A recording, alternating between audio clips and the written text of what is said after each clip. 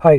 कर्नाटका हिजाब इशू के सपोर्ट में फिलहाल तो बहुत सारी मुस्लिम लड़कियां सामने आ गई हैं, लेकिन इन प्रोटेस्ट की शुरुआत 4 लड़कियों ने की थी। इनके नाम है मुस्कान जैनब, आयशा, आलिया और अलमस।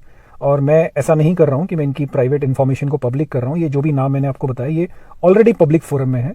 और जिन लोगों ने कर्नाटका हाईकोर्ट में हिजाब के सपोर्ट में पिटीशन डाला है उनमें ये 4 लड़कियां भी शामिल हैं। इंटरेस्टिंग बात यह है कि ये लड़कियां इस कॉलेज में काफ़ी टाइम से पढ़ रही हैं और अब से 3-4 महीने पहले तक ये हिजाब या बुर्का नहीं पहनती थी। इनके कॉलेज के फंक्शंस के वीडियोस और इमेजेस अवेलेबल हैं अक्टूबर-नवंबर तक के भी, जिसमें ये दिख रही हैं और बाकी लड़कियों की तरह इन्होंने भी कोई हिजाब, नकाब, बुर्का वगैरह नहीं पहना है। तो पिछले 3-4 महीने में ऐसा क्या बदल गया कि इनके लिए हिजाब, बुर्का इतना ज़्यादा ज़रूरी हो गया कि जिसके लिए इतना बड़ा प्रोटेस्ट करना पड़ा, जिसके लिए पढ़ाई वढ़ाई भी ये लोग छोड़ने को तैयार हैं। ये हम जानने की कोशिश करेंगे, बट उन सबसे पहले हम ये जानेंगे कि पीएफआई और सीएफआई क्या होता है। पीएफआई यानी पॉपुलर फ्रंट ऑफ इंडिया एक Kerala based extremist Islamic organization है। इनकी एक्टिविटीज़ के बारे में आप खुद ही सर्च करके पढ़ सकते हैं, चाहे आईएसआईएस रिक्रूटमेंट हो, चाहे राइट्स हो, चाहे कंट्री में बॉम्ब ब्लास्ट हो, चाहे काबुल में बॉम्ब ब्लास्ट हो, चाहे पॉलिटिकल मर्डर्स हो, आपको हर जगह पीएफआई का कोई ना कोई ट्रेल जरूर देखने को मिलेगा। इनफैक्ट 2012 में केरला गवर्नमेंट ने खुद हाईकोर्ट में ये स्टेटमेंट दिया था कि पीएफआई का एग्जिस्टेंस देश की सुरक्षा के लिए खतरा है। उन्होंने ये कहा कि PFI is nothing but resurrection of Simi. Simi भी इसी तरह की एक स्टूडेंट इस्लामिक ऑर्गेनाइजेशन हुआ करती थी, जिसको 2001 में बैन किया गया था टेरर एक्टिविटीज के लिए। 2001 में सिमी बैन हुई और 2006 में पीएफआई बना। ऐसा कहा जाता है कि सिमी का ही कैडर, सिमी के रिसोर्सेज, सिमी के कनेक्टिंग लिंक्स, सिमी का हवाला फंडिंग, ये सब डाइवर्ट किया गया पीएफआई के लिए। खैर, पीएफआई का एक कैंपस विंग भी है जो कि कॉलेजेस में बच्चों को इन्फ्लुएंस करने का काम करता है। उसका नाम है CFI, campus front of India. पिछले साल सितंबर-अक्टूबर में सीएफआई ने उडुपी, कर्नाटका, जहां पर ये प्रोटेस्ट की शुरुआत हुई, वहां के कॉलेजेस में अपना कैंपस ड्राइव प्रोग्राम स्टार्ट किया। ये इमेजेस में आप इनकी रिक्रूटमेंट ड्राइव देख सकते हैं, डेट्स वगैरह। ये इन्फॉर्मेशन सीएफआई के सोशल मीडिया पेजेस पर अवेलेबल है। सीएफआई के इस कैंपस ड्राइव के 1 महीने के अंदर अंदर ट्विटर पर 4 सोशल मीडिया अकाउंट्स बनते हैं और ये चारों सोशल मीडिया अकाउंट्स उन्हीं 4 लड़कियों के हैं जिन्होंने आगे जाकर प्रो हिजाब प्रोटेस्ट शुरू किए। वही 4 लड़कियां जो हाईकोर्ट में इस केस में पिटिशनर भी हैं। और ट्विटर पर ये हैंडल बनाने के साथ ही अक्टूबर-नवंबर से ही ये लड़कियां सीएफआई का प्रोपेगेंडा ट्वीट करना शुरू कर देती हैं। सीएफआई का पहला हैशटैग कैंपेन ट्विटर पर था 1 नवंबर 2021 को, जो कि नेशनल एजुकेशन पॉलिसी की अगेंस्ट था। इस पॉलिसी के अगेंस्ट रिस्पांस में ट्वीट्स की जो शुरुआत थी वो सीएफआई ने की थी। आप ये जैसे मुस्कान जैनब के ट्वीट में देख सकते हो, जो जिनको कन्नड़ा पढ़ना आता है वो पढ़ सकता है। और बाकी आप देखेंगे कि बाकी जितनी भी लड़कियां हैं सबने कॉपी पेस्ट करके ऑलमोस्ट वही ट्वीट किया है और सेम उसी हैशटैग का इस्तेमाल किया है। सीएफआई का अगला हैशटैग कैंपेन ट्विटर पर था 8 नवंबर 2021 को, बाबरी मस्जिद विक्टिम ऑफ इनजस्टिस। इस हैशटैग की शुरुआत की थी सीएफआई के जो चेयरमैन है एमएस साजिद ने, और इसके ट्वीट को रीट्वीट किया था इन्हीं 4 लड़कियों ने। इसके अलावा इन्हीं 4 लड़कियों ने लगभग एक जैसा साउंड करने वाला कॉपी पेस्ट टाइप ट्वीट किया था इसी हैशटैग के ऊपर। तो जो लोग ट्विटर चलाते हैं या जो लोग हैशटैग वगैरह चीज़ों को समझते हैं, जो लोग टूल किट का कॉन्सेप्ट समझते हैं, उनको ये देखकर थोड़ा बहुत अंदाजा हो जाएगा कि इन सब चीज़ों की प्लानिंग ज़रूर एक ही व्हाट्सएप ग्रुप में रही होगी। सीएफआई का तीसरा हैशटैग कैंपेन ट्विटर पर था 11 नवंबर 2021 को, नेशनल एजुकेशन डे।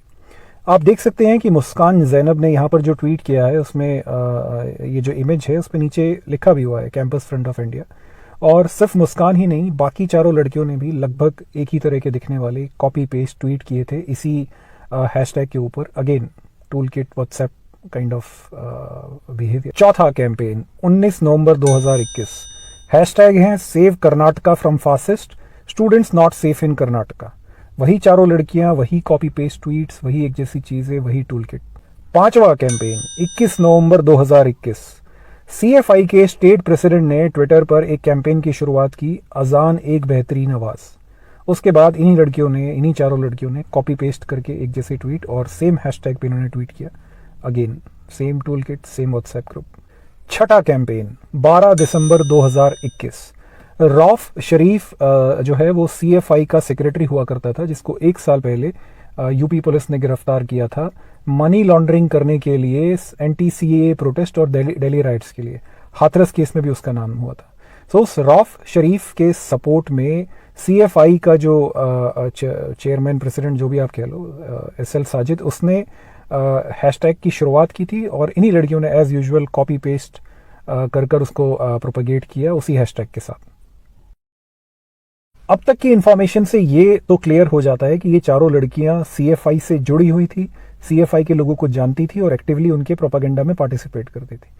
अब आप ये कहेंगे कि हो सकता है ये चारों फेक हैंडल्स हों उन लड़कियों के नाम से। तो आप खुद सोच के देखिए कि जनवरी फरवरी में ये लड़कियां, यही चारों नाम की लड़कियां अचानक से लाइमलाइट में आ जाएंगी प्रो हिजाब प्रोटेस्ट के लिए। ये बात किसको पता थी?